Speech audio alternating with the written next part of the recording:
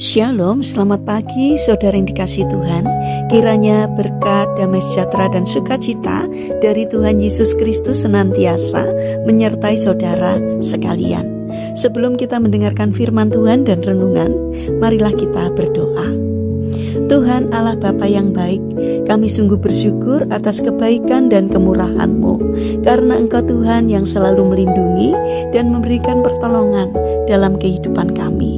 Jika saat ini kami akan mendengarkan firman-Mu, kami memohon kiranya Tuhan mengurapi kami dengan Roh Kudus-Mu, agar kami dapat mengerti dan memahami apa yang Tuhan sampaikan kepada kami melalui firman-Mu. Biarlah firman-Mu membimbing kami di dalam kami menjalani kehidupan ini, sehingga apa yang kami lakukan seturut dengan pimpinan Tuhan. Terima kasih Tuhan. Di dalam nama Tuhan Yesus Kristus kami sambut berkat firman Tuhan. Amin. Saudara yang dikasihi Tuhan, bacaan firman Tuhan saat ini diambil dari kitab Roma pasal 12 ayat yang kedua. Demikian sabda Tuhan. Janganlah kamu menjadi serupa dengan dunia ini, tetapi berubahlah oleh pembaharuan budimu, sehingga kamu dapat membedakan manakah kehendak Allah, apa yang baik, yang berkenan kepada Allah, dan yang sempurna. Tema renungan saat ini adalah jangan berpuas diri. Saudara yang dikasihi Tuhan, pada tahun 1901, seorang bernama Hazebut sedang duduk di kursi goyangnya sambil mengamati matahari terbenam dan angin yang bertiup bersama dengan debu. Setelah beberapa saat merenung, muncullah sebuah pemikiran darinya.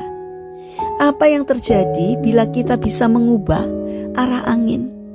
Bagaimana bila kita bisa menarik angin ke arah kita? Beberapa tahun kemudian, akhirnya ia menemukan vacuum cleaner. Pada tahun 1700-an, ada seorang penduduk London yang bernama Jonas Hanway tidak mau menerima keadaan basah bila hujan datang. Setelah melihat alat yang serupa dengan tenda di dunia timur yang digunakan sebagai alat untuk berlindung dari sengatan matahari, dia menyesuaikannya untuk berlindung dari hujan. Saat itulah payung akhirnya diciptakan. Vacuum cleaner dan payung dapat tercipta karena ada orang-orang yang tidak mau begitu saja menerima keadaan. Mereka berpikir dan berpikir agar perubahan terjadi. Saudara yang dikasihi Tuhan, saat menghadapi kesulitan ekonomi, keadaan yang pas-pasan, karir yang diam di tempat, rumah tangga yang kacau, pelayanan yang tidak berkembang, atau apapun, bagaimana dengan sikap kita?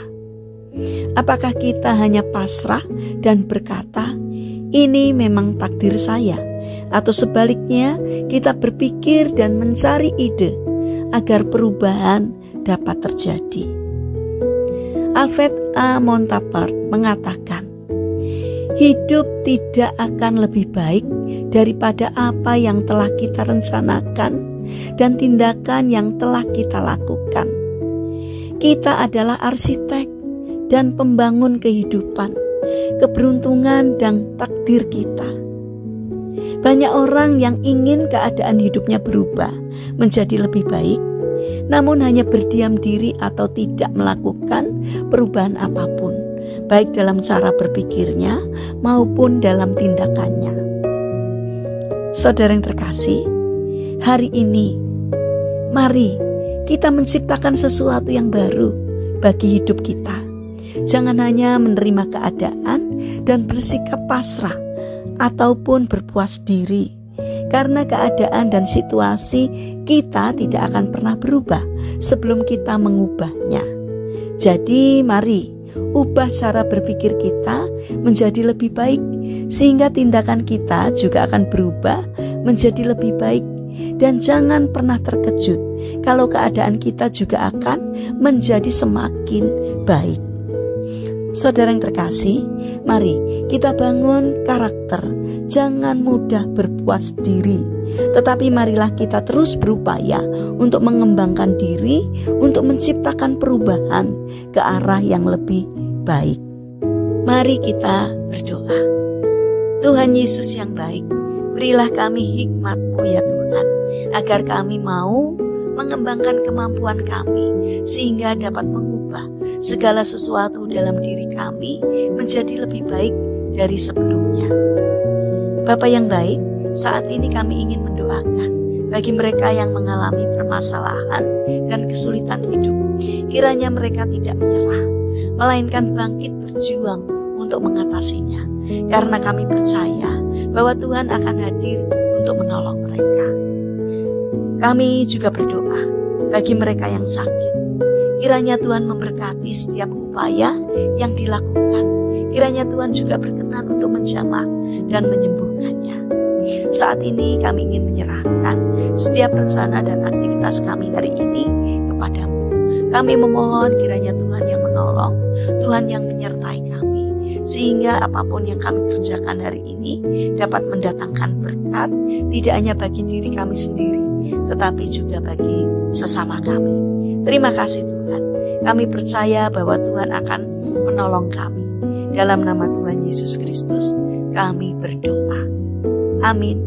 Puji Tuhan, saudara yang terkasih, kiranya firman Tuhan dan renungan hari ini dapat menjadi berkat bagi kita semua. Haleluya.